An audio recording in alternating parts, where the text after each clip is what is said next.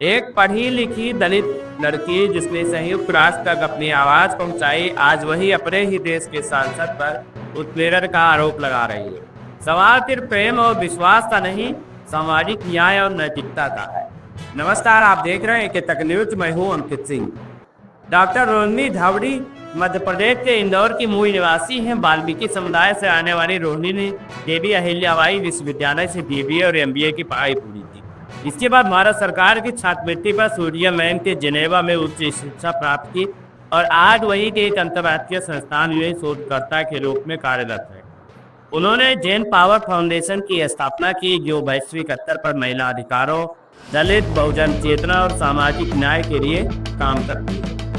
उन्हें उस समय व्यापक पहचान मिली जब संयुक्त राष्ट्र के मंच से उन्होंने जय श्री राम का उद्घोष कर धर्म, राष्ट्र और दलित समाज के रिश्तों को एक नए ढंग से प्रस्तुत किया। लेकिन आज वही रोहिणी एक ऐसे आरोप के साथ सामने आई है जो न सिर्फ व्यक्तिगत भावनाओं का मामला है, बल्कि एक ऐसे नेता की नैतिकता पर भी प्रश्न चिन्ह है जिसने हमेशा संविधान, समता और नारी सम्मान की बात की। रोहिणी का कहना है कि उन्होंने नगीना से सांसद चंद्रशेखर आजाद ब्राह्मण के साथ 3 साल से अधिक का संबंध निभाया। यह रिश्ता तब शुरू हुआ जब चंद्रशेखर युवा दलित नेता के तौर पर देश विदेश में पहचान बना रहे।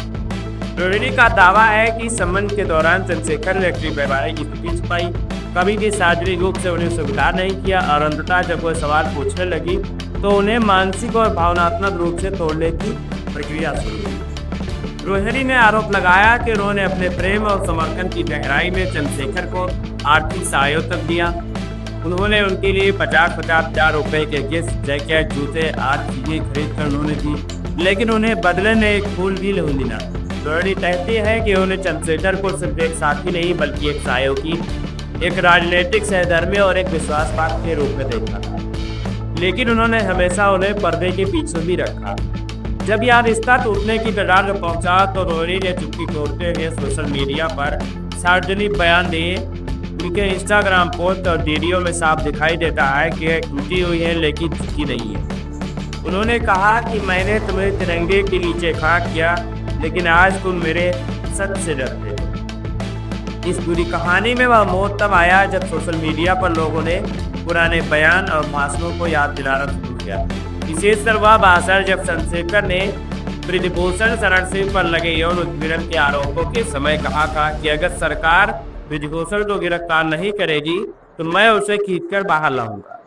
उस समय वह नारी सम्मान के प्रतीक बनकर उभरे थे। अब वही जननेता एक दलित शिक्षिका के भावनात्मक शोषण के आरोप में खामोश नजर आ रहे हैं। सांसद चंद्रशेखर ने अपनी ओर से एक सीमित प्रतिक्रिया देते हुए कहा कि यह महिला सम्मान का विषय है, मैं इसका जवाब अदालत में दूंगा। इनके इस जवाब से लोगों ने अब सवाल उठे हैं कि उस इंसाफ के लिए संसद के बाहर लड़े, अब खुद आरोप ढूंढने पर चुप हो।